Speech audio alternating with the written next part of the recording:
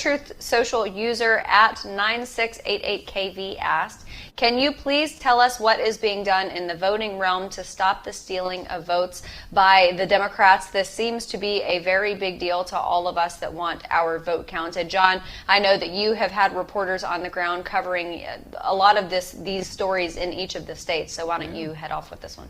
Listen, most of it has been lawsuits. The big rulings in the Wisconsin Supreme Court were brought because someone challenged an illegal order that was given by election officials. You saw what Kari Lake did in Arizona.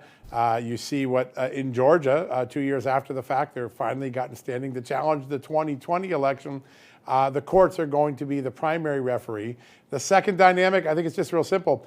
A lot of conservatives equate the fact that there is lawful absentee ballots as stealing. I think the better answer is what Ronald Reagan once said: never unilaterally disarm. Republicans have to play the early absentee game if they want to stay even with Democrats, win the next election. That's not necessarily stealing. It's just taking advantage of the laws that are currently on the books.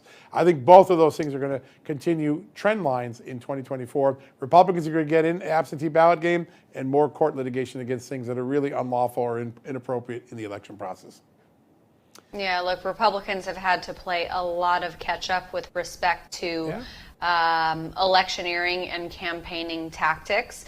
What's interesting about Kari Lake's case is that you saw similar arguments from the opposition. John, I know you remember this back in Pennsylvania prior to the 2020 election, the voting alterations as far as mail-in voting. And we saw a similar thing with Kari Lake in that they said, well, you don't have standing before the election because the election hasn't happened. And then after the election, they said, oh, no, it's too late.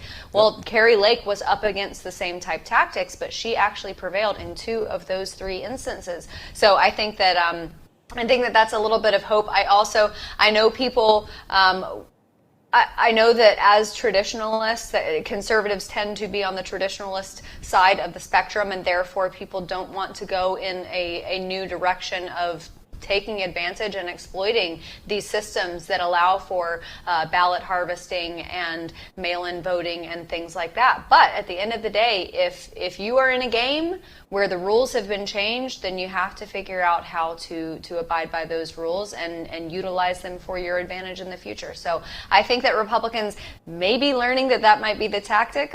We shall see.